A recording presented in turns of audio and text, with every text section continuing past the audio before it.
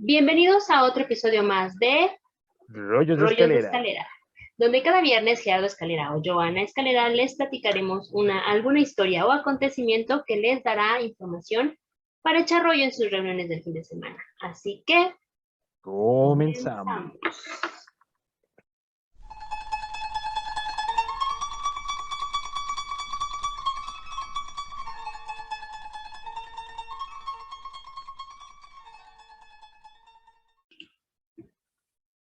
Continuando con nuestra temporada de grandes conquistadores, el día de hoy me gustaría empezar citando a un poeta místico musulmán llamado Rumi, que decía: no te conformes con las historias que te presentan o cómo han ido las cosas con los demás. Despliega tu propio mito.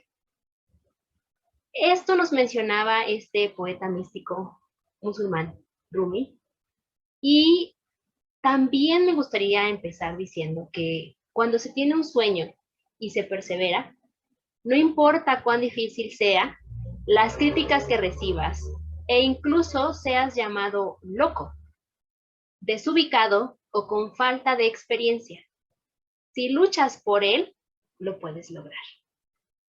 Y estas palabras y lo que nos decía este poeta describe perfectamente bien lo que hizo este gran conquistador llamado Fatih Sultan Mehmed, o mejor conocido como Mehmed el Conquistador, también conocido Ok. como Mehmed II. Mi nuevo mejor amigo Mehmet. Sí, algo así. Podemos encontrarlo de las tres formas, como Mehmed II, como Fatih Sultan Mehmed o Mehmed el Conquistador.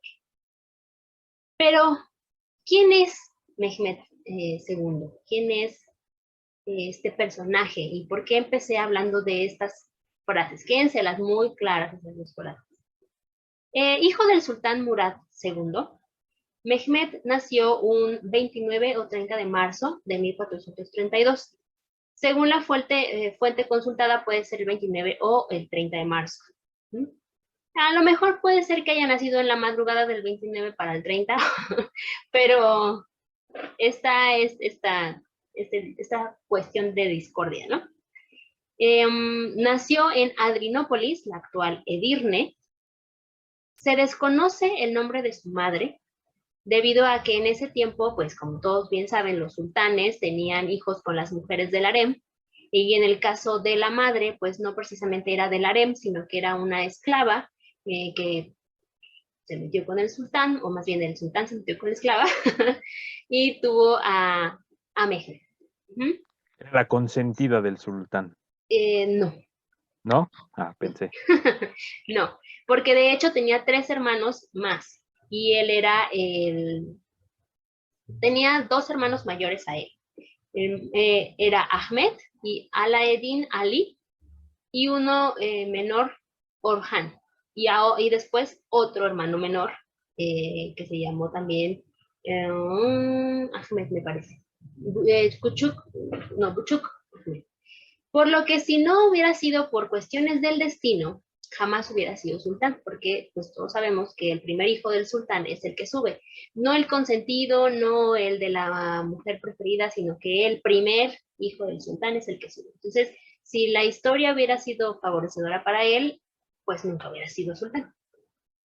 Al cumplir los 3 años, fue enviado a Manisa, en Antalya, donde su hermano Ahmed sería gobernador, porque era el mayor. Pero su hermano mayor Ahmed murió poco después de que Mehmed llegara a Manisa. Al morir Ahmed en 1437, su hermano Alaeddin Ali, con 7 años, fue nombrado gobernador de Manisa y próximo sucesor del sultán. En ese tiempo, el hijo del sultán que gobernaba Manisa era seguro que iba a subir al trono. O sea, quien de los hijos era el que se fuera a Manisa, era seguro que subiría al trono.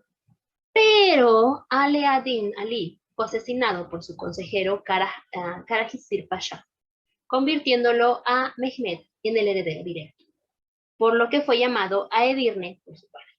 ¿Mm? Se dice en algunas historias por ahí medio macabras que Mehmed con 10 años, con tan solo 10 años de edad, mandó matar a su hermano Ali ad-Din Ali. Eso es un misterio, ¿no? No sabemos, es una posibilidad, pero aparentemente no fue así. Que no estaría muy lejos de la realidad. No, porque pues bueno, en ese entonces las cuestiones para subir y que las madres y que no sé qué y que bla, bla, bla. De hecho, Mehmet no tuvo contacto con su madre. Una vez que él nació, fue llevado al harem, pues ahí criado, y en el harem después se fue llevado a Manisa y ahí estuvo estudiando y no tuvo contacto con su madre.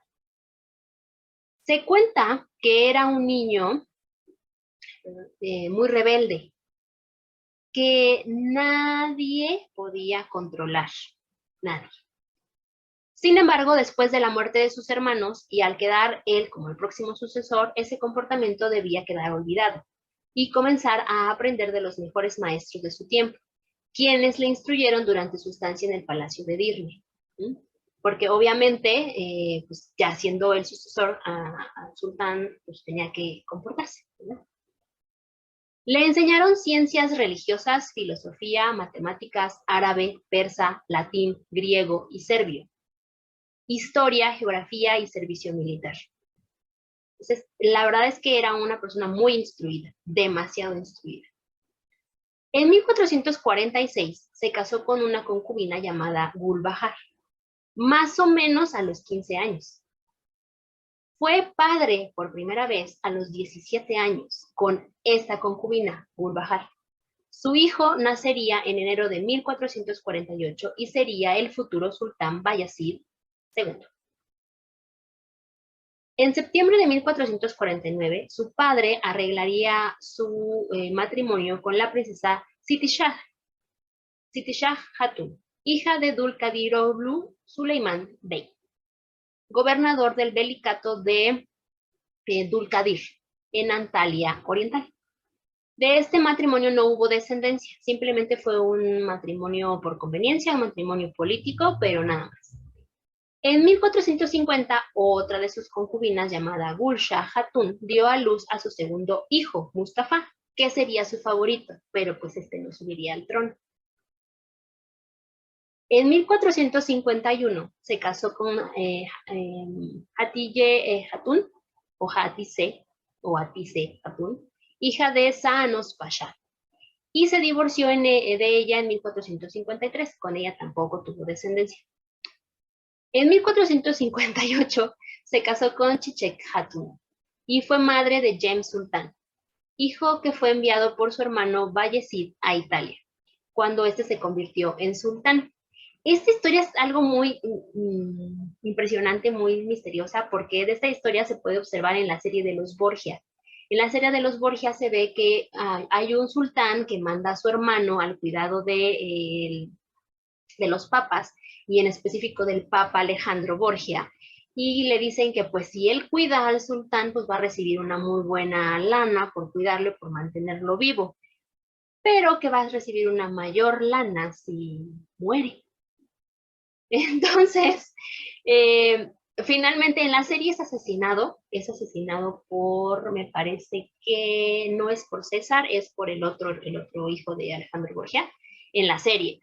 Pero se menciona la historia de Jem Sultan. Obviamente le cambian el nombre, ¿verdad? Pero sí, esta historia está contada ahí. ¿Y si en realidad lo mataron o no? Sí.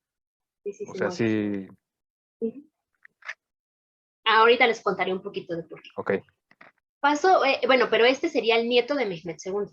Jem. Sí, no, obvio, no. Ajá. Pasó su vida en Manisa entre 1448 y 1451, donde, y aquí vamos a recordar lo que nos decía Rumi, donde memorizó la historia de su nación y estado. El primer acercamiento al gobierno de Mehmed al gobierno la tuvo en el año 1444, cuando su padre tenía que sofocar una sublevación en Antalya y lo dejó al frente del Estado. Este primer mandato duró escasamente un año. Sin embargo, sufrió su primera rebelión por parte de los genízaros, Los jenízaros son una tropa o soldados que constituían unidades de infantería con un alto nivel de entrenamiento encargados de la custodia y salvaguarda del sultán otomano. Aparentemente, lo que pedían los jenízaros era un mejor sueldo, pero realmente es que Mehmet era muy joven para estar en el poder, entonces su papá, la verdad, como que no quería estar en el sultanato y pues él abdicó y después de la batalla que fue a sofocar en Antalya, dijo, ya no quiero estar en el sultán, ya no quiero ser sultán, que se quede mi hijo y él que se quede y punto, ¿no? Mehmet tuvo que ceder a las pretensiones de los jenízaros en ese tiempo porque se acercaba un ejército cristiano por los Balcanes y con ayuda de los jenízaros que ya estaban relajados y logró derrotar a estas tropas de cruzadas y evitó el peligro. Como les dije, Murad II abdicó del poder a los 40 años. Dejó a su hijo Mehmet de 13 años al cargo del poder, que se sentara en el trono. Y en este primer mandato ya se podía observar la obsesión de conquista a Constantinopla, ¿no? Ya tenía la idea de vamos a conquistar Constantinopla, ¿no? Digo, todos los sultanes antes de él tenían la idea de conquistar Constantinopla, pero nadie se había atrevido porque pues las murallas y todo no les permitía entrar. Sí, de hecho es lo que te iba a comentar, ¿no? Que como que muchos musulmanes tenían esa idea de querer tomar Constantinopla, ya sea a la fuerza o políticamente o de cualquier forma, ¿no? Sí, de hecho, si quieren conocer un poco más sobre toda la historia de los turcos otomanos, pueden ver la serie de Dirilish Ertuğrul, que está en Netflix, y ahí les explican que desde ese entonces él es el padre Osman I, que fue el primer sultán de los otomanos. Desde ese entonces querían ya llegar a Constantinopla, pero nunca nadie lo había logrado. No, no lo habían concretado. Mehmet, al estudiar toda esta historia, dijo, yo quiero conquistar Constantinopla. Por eso les puse la frase de Rumi, porque se me hizo una frase muy atinada precisamente a lo que estamos hablando. No importa lo que te diga la gente, no importa lo que tú hayas estudiado, tú haz tu propio mito. ¿Ah? Pero su gran visir, Chandarli Halil Pasha, así como sus consejeros, se dieron cuenta de lo precipitado del ataque y disuadieron a Murad II para que volviera al trono, señalando que Mehmet aún no tenía la capacidad suficiente para dirigir el imperio, ¿no? Entre estas persuasiones que hicieron a su papá, como otras varias amenazas, no solo el que los jenízaros se tomaran en serio, no se tomaran en serio, perdón, al joven sultán, Murad II retomó el poder, ¿no? E hizo que su hijo Mehmet regresara a Manisa para ser educado. Las revueltas de los jenízaros llegaron a incendiar Edirne, la capital otomana en ese entonces. Su regreso fue a finales de 1446. Regresa a Manisa y pues ya Murad retoma el poder, pero se queda con la idea de que Chandarli Halil Pasha tenía algo en contra de él y no andaba tan perdido. En 1448, Mehmet II fue llamado por Murad II para que se uniera a él en Edirne y participara en la batalla de Kosovo, un enfrentamiento con ejércitos cristianos. Mehmet tuvo su primera batalla en la segunda batalla de Kosovo el 23 de octubre de 1448, en el flanco derecho del ejército de su padre, donde se cuenta que mató a un enemigo con su propia mano. En esta batalla los cristianos fueron derrotados y obtuvieron la victoria. Mehmet fue recompensado por su padre por ver, ok, eres muy buen militar, perfecto. Murad II, su padre, fallece el 3 de febrero de 1451 a los 47 años. Su muerte se mantuvo en secreto hasta que Mehmet II pudiera ser llamado desde la provincia de Manisa y este llegaría 15 días después de que muere su padre. E inmediatamente fue aclamado como sultán por el ejército, por los jenízaros, y ahora sí fue la toma definitiva del poder el 18 de febrero del mismo año, es decir, 1451.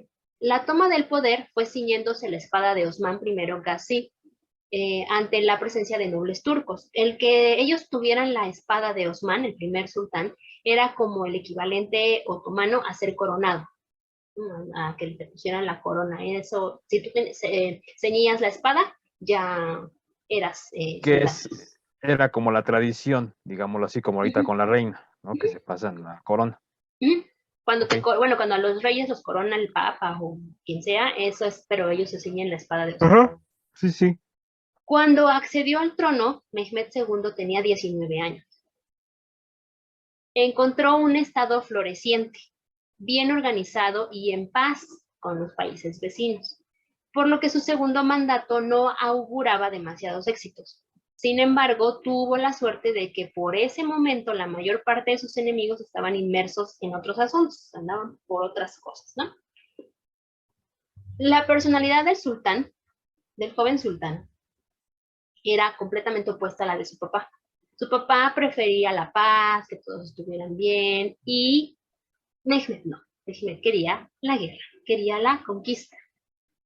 Por la juventud, por así decir. Sí, y también tiene mucho que ver la parte de lo que había leído en la historia. Ujú. Entonces, al todo tener como esta, o sea, se grabó literal toda la historia. Entonces, al tener toda la historia en mente, al conocer todo lo que su nación había pasado por llegar hasta donde tenía que llegar, Ujú. obviamente tenía ganas de conquistar, ¿no? Y bueno, porque también ahí tenía una influencia. Ahorita vamos a ver quién era su influencia. El primer acto del nuevo soberano fue deshacerse de los parientes que podían competir por su poder, ¿no? Ya no tenía a Ahmed, ya no tenía a Aladín Ali, pero quedaba Orhan y quedaba el menor Ahmed, que tenía pocos años de haber nacido. Fue condenado a muerte Ahmed, ¿no? Al igual que otros 18 parientes y hermanos que tenía por ahí regados, cercanos a la línea de sucesión. Este asesinato se justificó como una medida tomada de acuerdo con el Código Otomano de Fratricidio, que se había practicado para evitar guerras de sucesión. El sultán que subía al poder, creo que hasta Ahmed, eh, todos los sultanes que subían al poder mataban a sus hermanos, a todos, a todos, a todos. ¿Por qué era esto? Porque así evitabas el que te quisieran traicionar y poner a alguien en tu lugar. Que es como que algo que se ve mucho en las historias, por ejemplo, de los reyes, ¿no? De que tiene como 3, 4 hijos y empieza la revolución entre quién sobrevive o quién queda vivo para el puesto, ¿no? Exactamente. Entonces, digo, si igual, si quieren ver más sobre esto del fratricidio, pueden ver la serie del sultán, y ahí se puede ver perfectamente bien que Hurrem, siendo la segunda esposa, bueno, la esposa real, pero que sus hijos no están en la primera línea de sucesión, sino que hay otro hijo, pues manda a matar al primer hijo y luego sus hijos están peleando por quedar en el puesto y resulta que hay un pues, pelea y se tienen que matar para ver quién queda en el puesto, ¿no? Entonces es esto del fratricidio. Y era muy común en ese entonces matar a tus hermanos o a los parientes cercanos, primos, alguien que pudiera subir, ¿no? Algo que pasó, por ejemplo, con Isabel I y María Estuardo, que estuvieron en pelea porque María Estuardo tenía como la primera línea de sucesión y Isabel II no, porque era la bastarda, se supone, ¿no? Algo así. Ya saben, problemas familiares. Eso fue lo primero que mandó a hacer, matar a todos sus parientes cercanos y a sus hermanos. Durante los primeros meses de su mandato trató de esconder de sus enemigos que era un soberano profundamente autoritario, amante de la guerra y de una inteligencia muy sagaz. O sea, dijo, vamos a esperar el momento adecuado para sacar mi personalidad. Su gobierno inició con una campaña contra el emir de Karamania, Ibrahim, que pretendía generar el caos en Antalya aprovechándose del cambio del sultán. Y pues como era joven, dijeron, de ahorita aprovechamos. El propio sultán Mehmed II comandó los ejércitos y logró que su adversario se refugiara en Tacheli, donde se firmaría la paz, por lo que se recupera Akshehir, Beyshehir y Seidi-Shehir, ciudades cercanas a Konya, que se habían perdido en la época de Murad II. Como que Murad II era así como de, está bien, quédenselas, ya no voy a pelear, ¿no? Y Mehmed dijo, no, esas son nuestras. Si recordamos, no tenía muy buena relación con los genízaros. Entonces, para asegurarse en el poder y que no hubiera otra revuelta, no dudó en comprar las voluntades de estos. Es el primer sultán que entrega un rico regalo de dinero y joyas para que pues le hicieran reverencia si lo quisieran, ¿no? Que aparte Bueno, los genízaros eran una élite, ¿no? Una élite sí, bastante fuerte de los guerreros turcos. Sí, de hecho es el ejército más fuerte de Ujú. de los turcos. Ajá. Entonces, obviamente, o Y tenías, o estabas bien o estabas bien. sí, y de hecho muchas de las revueltas como para bajar a los sultanes eran, tienes que estar bien con los genízaros para que ellos te puedan ayudar y apoyar para subir al poder. Entonces, pues sí. Y pues ellos ya iban a ayudarle después a reorganizar las unidades, ¿no? Era un hombre persuadido por la idea de que un soberano universal, que era un soberano, perdón, él era un soberano universal, y que debía incorporar a su sultanato la herencia de todas las tierras conquistadas, por lo que él se considera un descendiente de ni más ni menos Alejandro.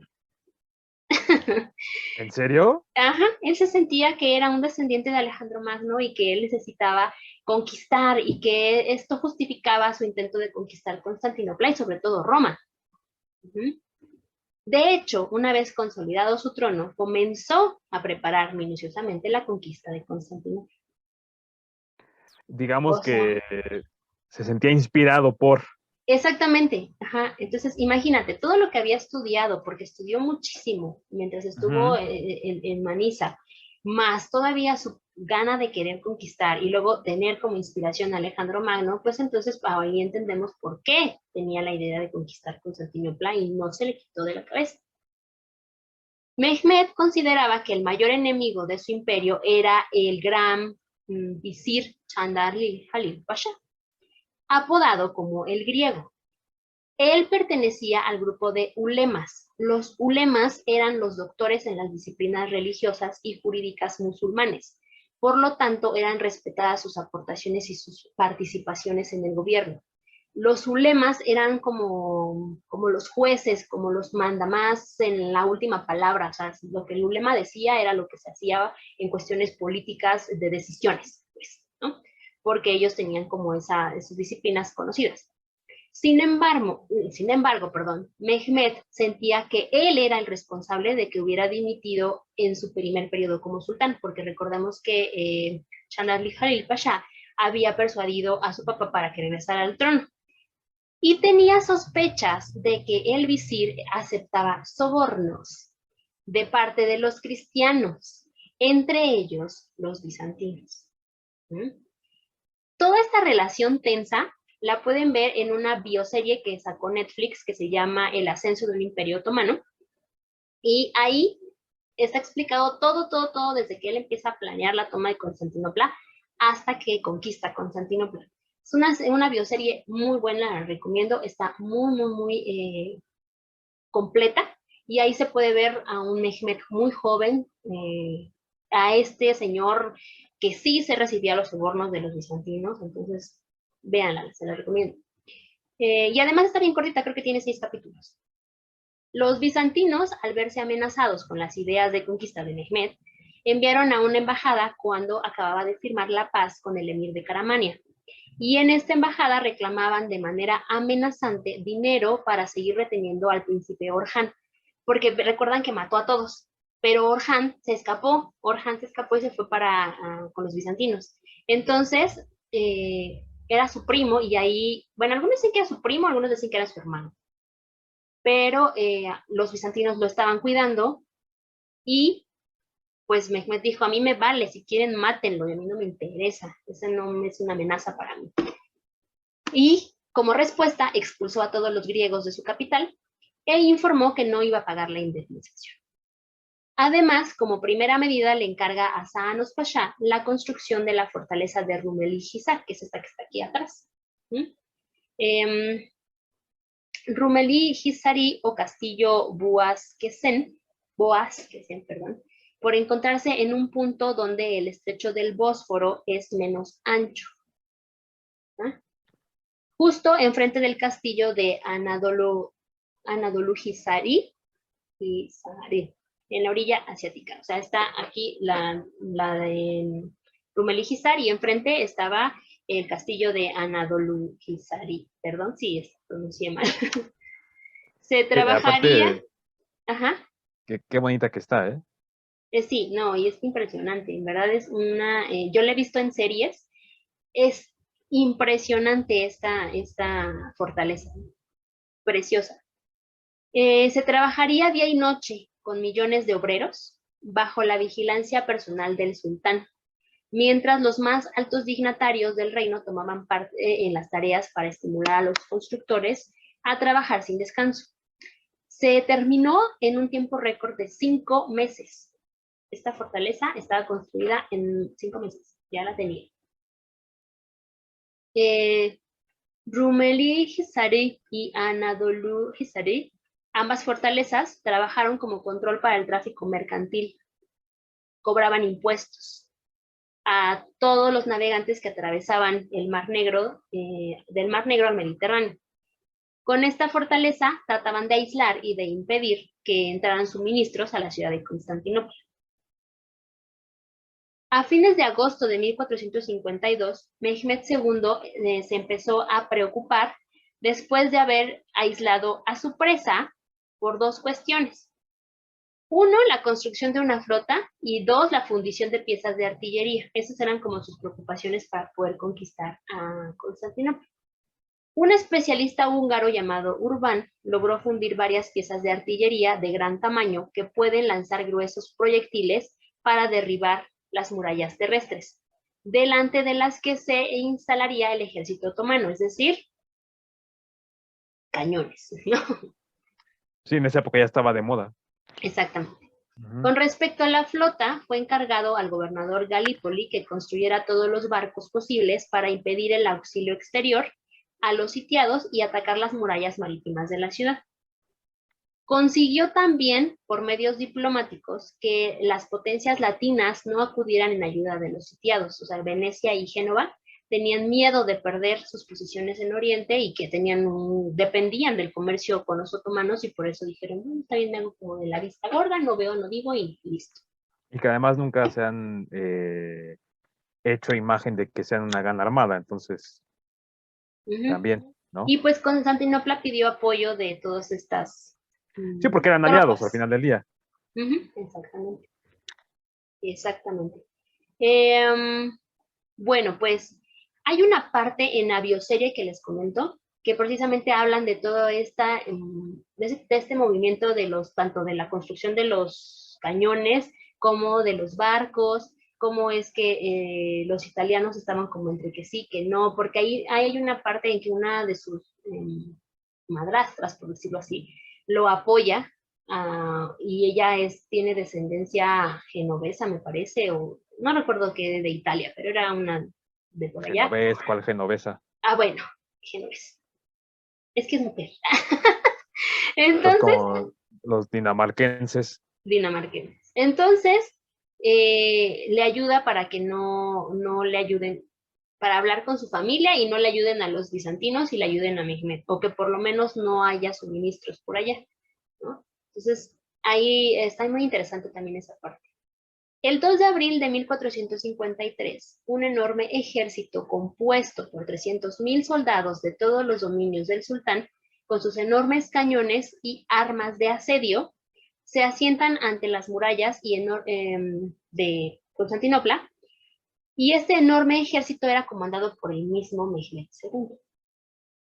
El asedio comenzó el 6 de abril de 1453, con fuego de artillería, ataques de infantería, apoyados por las tropas élite otomanas, los genízaros. Los ataques duraron 6 semanas, hasta que las tropas turcas entraron a primera hora de la mañana del martes 29 de mayo de 1453, conquistando la ciudad y acabando con Bizancio. La toma de la ciudad es toda una historia, así que igual si quieren y si gustan y si lo piden, pues se las contamos, porque si me pongo a contárselas ahorita, es más, hay una historia impresionante de cómo transportaron los barcos por tierra,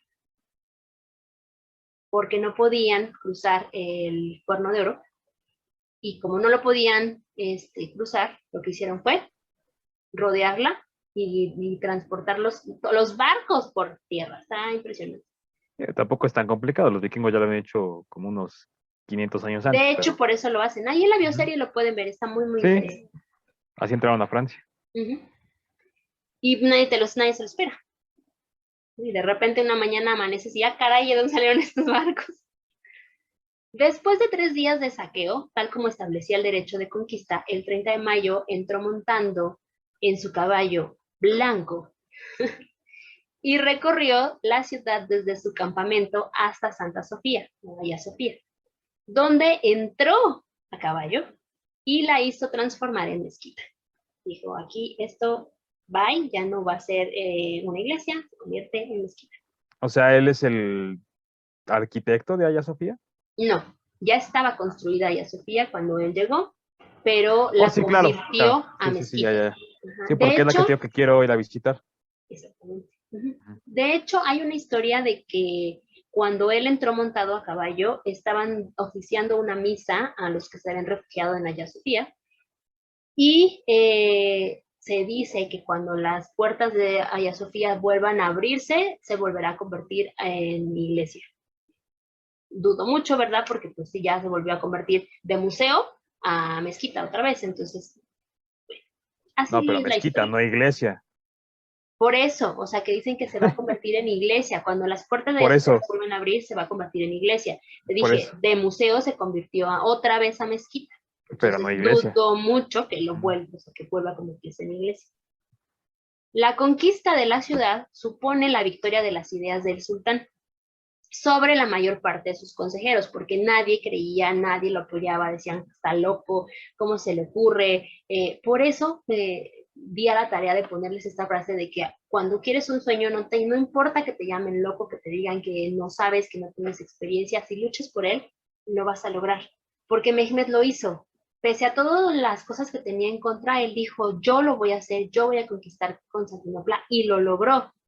Entonces, gracias a eso se le da el título de Fatih, que significa el conquistador, por ser el primer musulmán que ha logrado entrar a una ciudad ansiada desde la época de las predicciones del profeta Muhammad, que la paz y las bendiciones de la sean con él.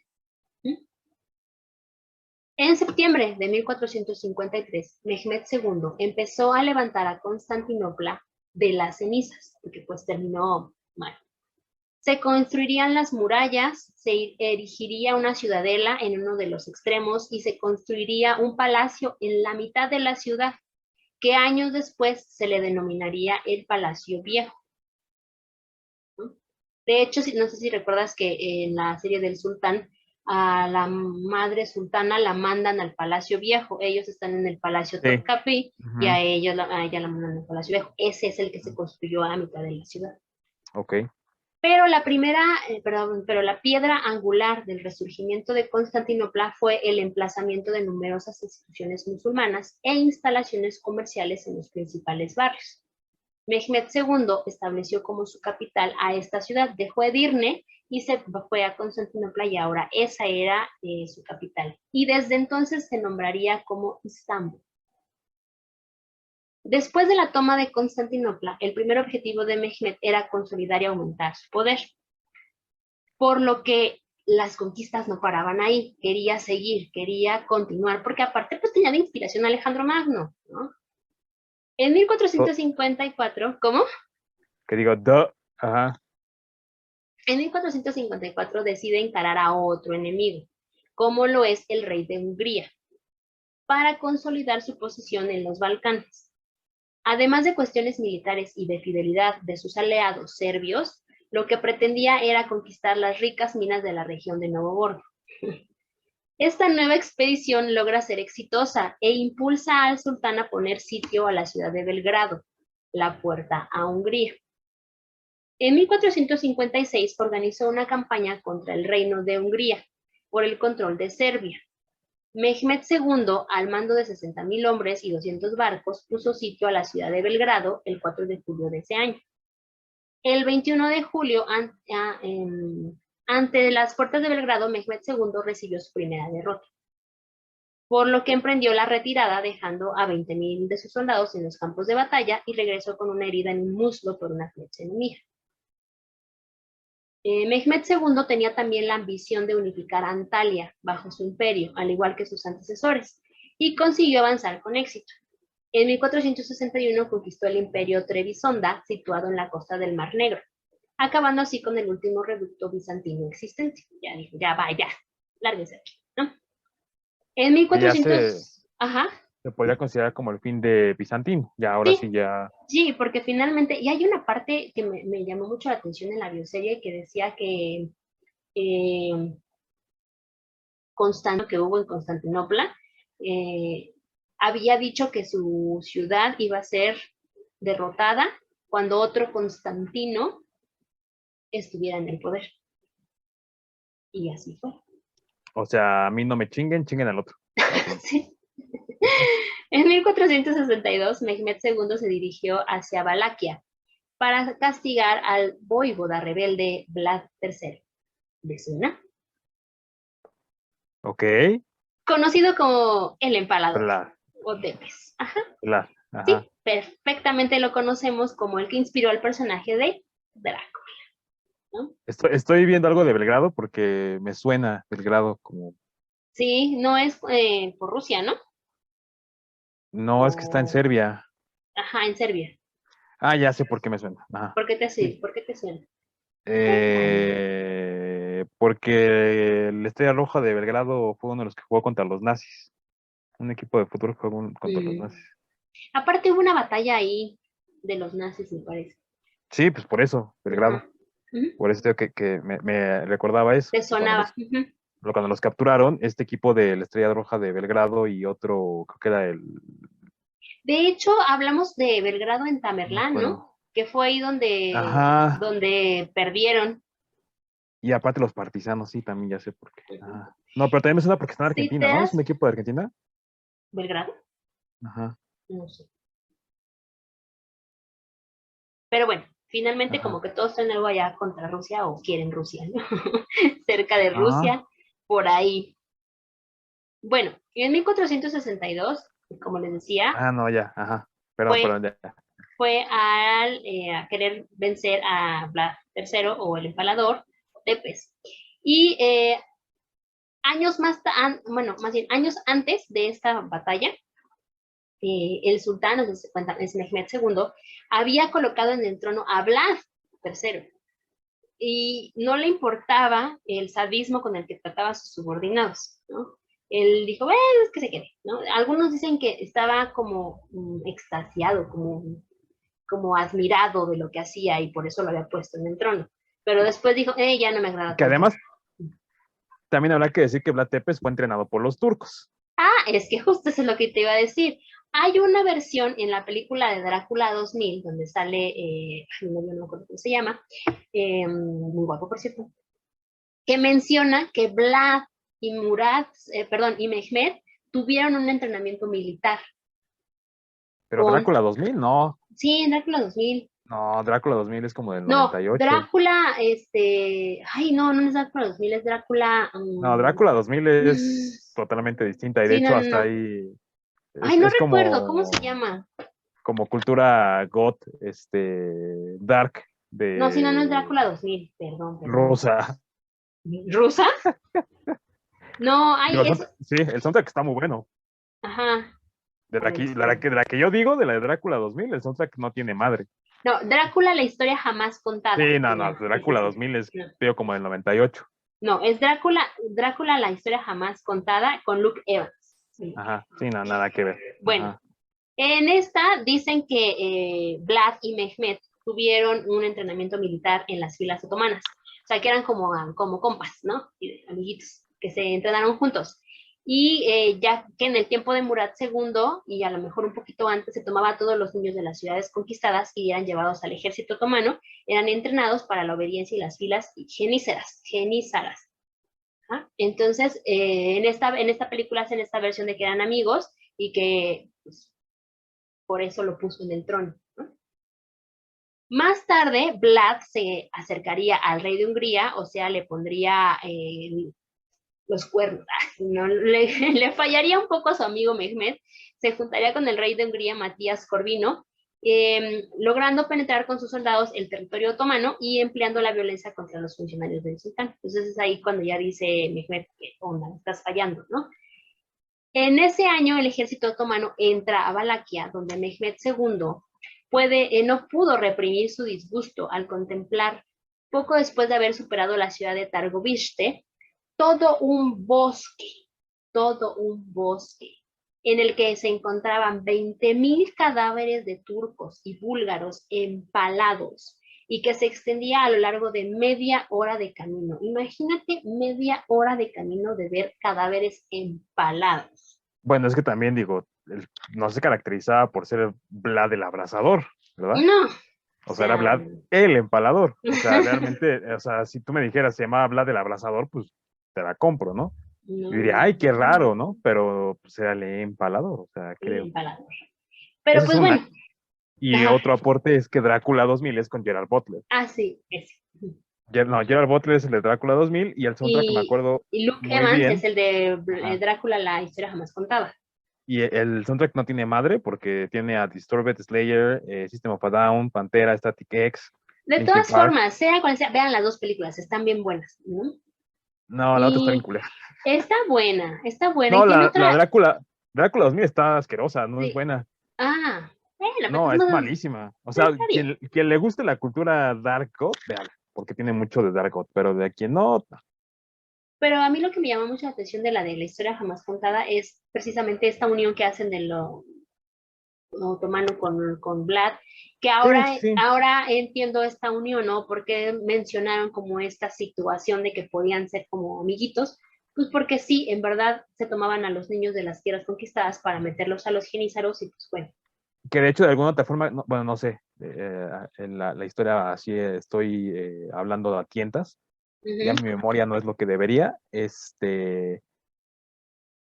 creo que de alguna ujú, otra forma este chico Vlad se siente como traicionado, ¿no?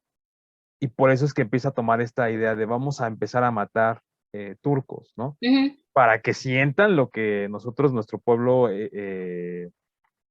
sintió en algún sintió, momento, ujú, ¿no? Entonces por eso también lo hace. De hecho, hay un mito, ¿no? Que esta parte del bosque que decías que estaba lleno de estacas con güeyes empalados, que de hecho al final del bosque con güeyes empalados se encontraba Vlad Tepes comiendo un sí, pan y remojándolo en sangre, ¿no? sí. Pero eso es un dato. Es como un mito que hay de que así, de hecho, que llenaba sus copas con la sangre de los empalados y se las tomaba. O sea, de esto no sabemos a ciencia cierta si todo no fue, ¿no? Pero, No, no, de pues, hecho te digo que esa parte es todavía un mito, porque no, o sea, es un dato sin confirmar realmente, que a lo mejor el güey se estaba comiendo un pan, pues sí, pero a lo mejor pues, le caía la sangre y pues el güey se lo estaba tragando, ¿no? Pero ujú, de eso a que lo estuviera remojando es como, pues no no lo creo. sé.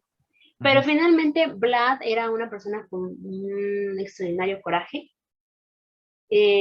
Fue asediado por Mehmed II, pero pues digamos que Vlad se disfrazó en el campamento turco, entró, encontró la tienda imperial y apuñaló allí, dándole muerte a la persona que creyó que era el sultán, que resultó ser uno de sus generales, ¿no? En esta ocasión Vlad logró ponerse a salvo, pero poco después el ejército de Vlad fue vencido y Vlad fue apresado por los húngaros, que lo mantuvieron cautivo, aunque a salvo, hasta 1474, que regresó a Valaquia como gobernante otra vez. Entonces, pues bueno, ese es uno de los encuentros como más famosos que pudieron tener Mehmed con alguien que conocemos de la historia popular, ¿no? Porque fue como el icono para crear a Drácula. Y que Eh, se le conocía como Dracul, Drácula. porque a Ujú. su papá le llamaban Dragul, que era dragón. Nada que ver con Drácula, vampiro, ni nada, sino que simplemente era Dragul por la parte de la bandera que tenía el papá, que era, pues, era un dragón. Entonces, por eso es que se hace toda esta unión. En 1465 iniciará la construcción de su nuevo palacio, que es el famoso Palacio de Topkapi, que todos seguramente alguna vez lo han visto, y si no, pues de lo que se están perdiendo, porque es un palacio hermoso. No lo conozco, lo quiero conocer y ya tengo personas que me van a llevar cuando vaya para allá. Entonces, en torno a 1466, el sultán había conquistado Serbia, Bosnia y Herzegovina. Mehmed II reorganizó el gobierno otomano, centralizó el gobierno e introdujo una administración efectiva. Independientemente de la parte de la conquista que tenía como muy marcada, él dijo, hay que organizar el gobierno, hay que generar un derecho penal, leyes, ¿no? Codificó por primera vez el derecho penal, las leyes relativas a los súbditos en un código, eh, mientras que elaboró la construcción de otro código y siendo estos dos el núcleo de toda la legislación posterior al Imperio Otomano. Es decir, gracias a Mehmed II tuvieron un código penal, tuvieron un código que seguir, lineamientos, leyes, etcétera, un derecho penal. Castigó con gran severidad a quienes se resistieron a sus decretos y leyes, empezando por Chandali Jalil Pasha, que lo mató, ¿no? Por haberle, primero, quitado la idea desde muy joven, a los 3 años, de conquistar Constantinopla. Ujú. Luego, porque pues aceptaba sobornos de los cristianos. Y pues bueno, empezó con él y de ahí siguieron muchos más castigos, ¿no? Fue considerado excesivamente rudo. De hecho, hay una historia en donde dicen que en una de las conquistas él se obsesionó tanto con una mujer que dejó de ir al campo de batalla. Entonces sus generales su ejército empezó a decir, pues, ¿qué está pasando con mi sultán, no? Entonces le dijeron sus generales que pues tenía que dejar a la mujer. Entonces él la presentó frente a sus soldados y le dijo, no la puedo dejar, es que véanla. Y dijeron, es que la tienes que dejar. La encueró y le dijo, es que véanla, no la puedo dejar. Le dijeron, es que tienes que dejarla. Y dijo, perfecto. Y entonces con su espada la degolló frente a todo su ejército. Entonces dije, ok, perfecto, la dejé, sigamos. Entonces, eso era, por lo cual era considerado pues, muy rudo, como muy pues, Pero mal. aparte también habría que decir que esa zona, específicamente Bosnia, Herzegovina y todas estas partes, siempre han estado en conflicto, porque no se sienten ni de aquí ni de allá. Uh -huh, Entonces, sí estuvo bien que fuera de esa forma, porque, digo, la misma historia nos lo dice, ¿no? Se han roto la madre año tras año y siglo tras siglo, ¿no? Desde que la historia es historia, y evidentemente, pues sí tenía que elegirlo con cierta mano dura, porque era muy complicado dominarlos, ¿no? Era uh como -huh, de, es que te odio y es que yo te odio a ti porque tú llegaste, no, tú llegaste. Peleas que a veces hasta por un pedacito de tierra se volvían, puta, catastróficas, ¿no? De que todos contra todos y ya es que pisó, no, es que pisaste en esta tierra, no, que no es tu tierra. Hasta la Segunda Guerra Mundial todavía también Hitler dijo, pues júntatelos, pero pues era así como de, ¿no? O sea, tengo que pegar con este güey, ¿no tenías a alguien mejor? Entonces, por eso digo, sí realmente entiendo el por qué la idea de ser a mano dura, ¿no? No sí, ser tan lindo. sí, y gracias a esa personalidad autocrática se dio la imagen clásica de un padishah o un emperador otomano. Como de ahí partió como el que tienes que ser así, el que tienes que tener esa fortaleza, esas conquistas, y de ahí en adelante todos los sultanes tenían que por lo menos conquistar algo. Les dejó la vara muy alta, sí, muy alta, porque llegar a conquistar Constantinopla, que era pues como el Vaticano en ese entonces, ¿no? O sea, era como el centro de la religión católica, y venir a destronarlo era así como de, ¿no? Mehmed II es considerado el más amplio, o sea, pese a que tenía su rudeza, era el más amplio, tolerante y libre pensador de los sultanes otomanos, porque reunió a humanistas italianos y eruditos griegos en su corte.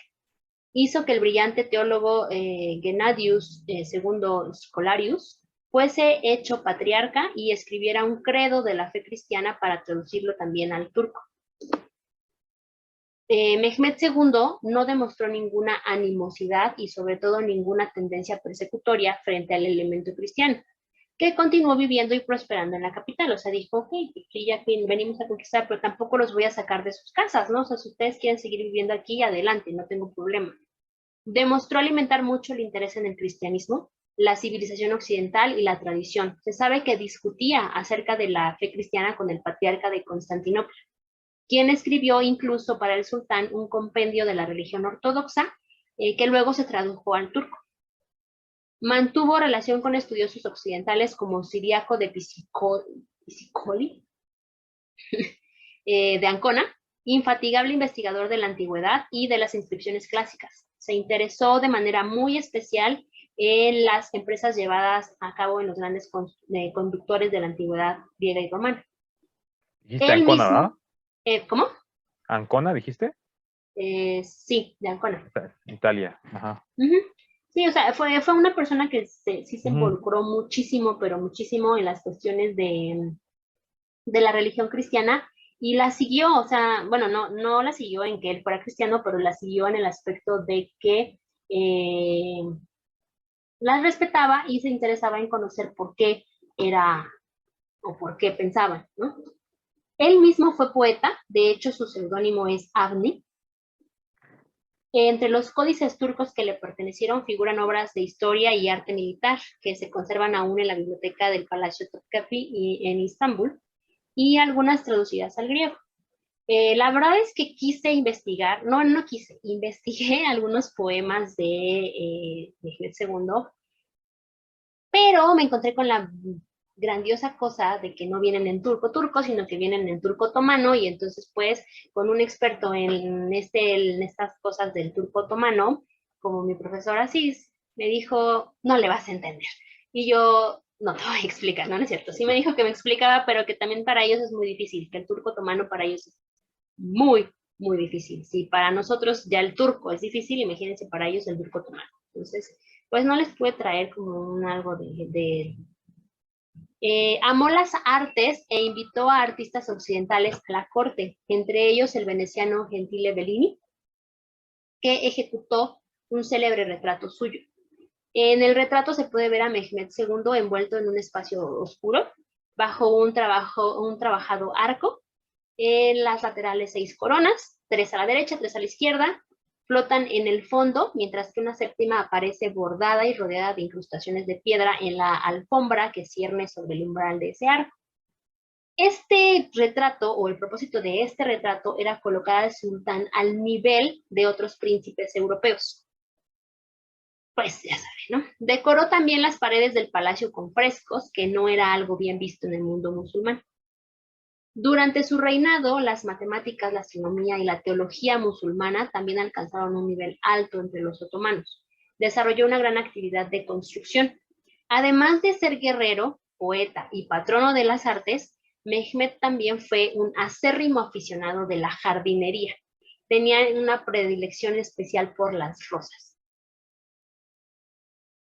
En los 2 últimos años de su vida intentó ampliar sus conquistas en 2 frentes. Encargó a su hijo Beyazid, gobernador de Amasya, la conquista del pequeño principado griego de Torul, cerca de Trebisonda, y a Kedik Ahmed Pasha, bey del Sanjak de Valona, que arrebatara las islas de Santa Maura, Cefalonia y Santi. O sea, como que dividió, dijo, quiero esto y quiero esto también, ¿no?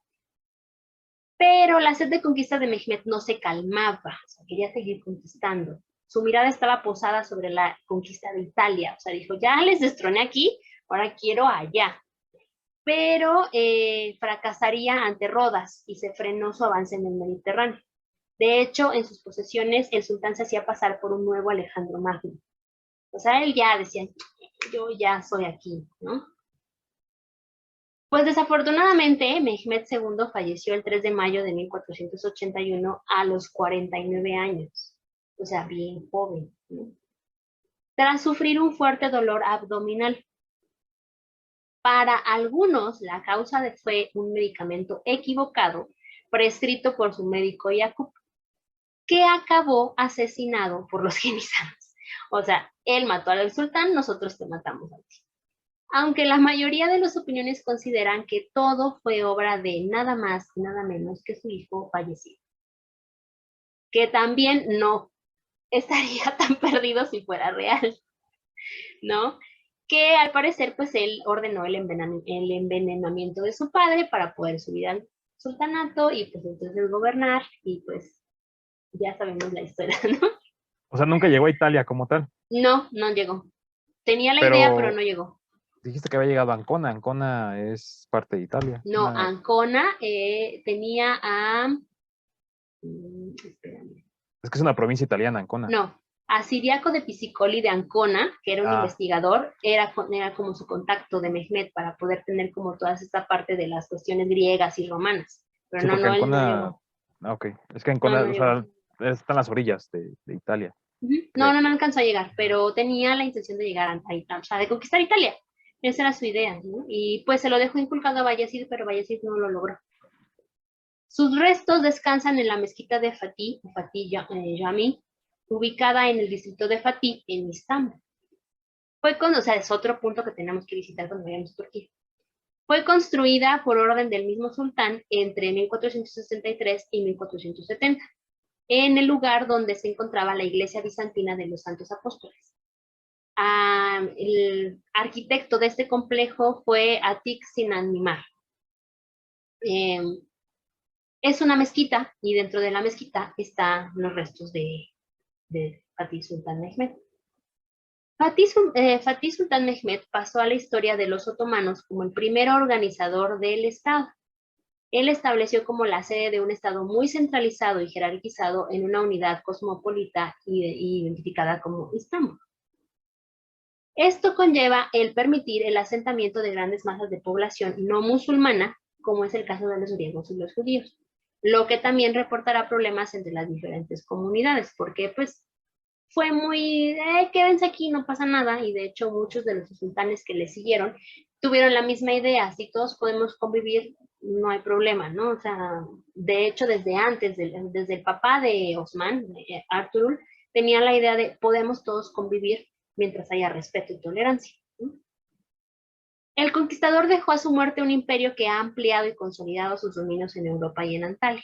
Y desde el momento en que entró a Constantinopla hasta la fecha lo vamos a considerar como el conquistador de Constantinopla, el gran conquistador, y que pues aunque muchos otros sultanes quisieron igualar o alcanzar o lograr por lo menos algo de esas conquistas, pues no lograron la gloria que él logró, ¿no? Y pues regresamos un poco a esas frases que yo les dije en un principio, ¿no? No te conformes con las historias que te presentan o cómo han ido las cosas con los demás. Despliega tu propio mito. Rumi. Y eso precisamente fue lo que hizo Fatih Sultan Mehmed. Y esa es la historia de nuestro queridísimo conquistador Mehmed II. Está interesante, está interesante. Como todos los caminos apuntan a Roma. Pues sí, porque también Constantinopla de alguna otra forma hizo que cayera Roma. Sí, porque Roma estaba como el centro comercial del mundo, después se van a Constantinopla se hace el centro comercial del mundo, se hace como un Vaticano allá y después pues, quítate que ahí te voy porque los otomanos llegan a invadirlos, que pues finalmente desde el tiempo de Arturul se tenía idea de que Constantinopla era otomana, o sea, era de ellos tenían que tener Constantinopla y lo tuvieron. Era tierra otomana. Y la tuvieron. Ajá.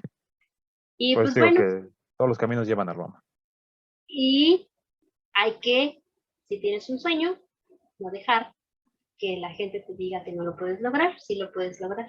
No importa lo que te tengas que luchar, pasar de tiempo, lo que sea, pero de que se puede, se puede. Si luchas, ahí está. Pues mira, yo conozco a alguien que dijo, tuve un sueño y lo mataron. Martin Luther King. Pero que es un mal chiste. Sí, muy mal chiste. Yo haciendo acá todo bien, bien padre, de luchen por sus sueños y sé qué, y no importa lo que diga la historia, ustedes lo pueden lograr y tú vienes con tu tontera. No fue tontera, pues también tuvo un sueño y lo mataron.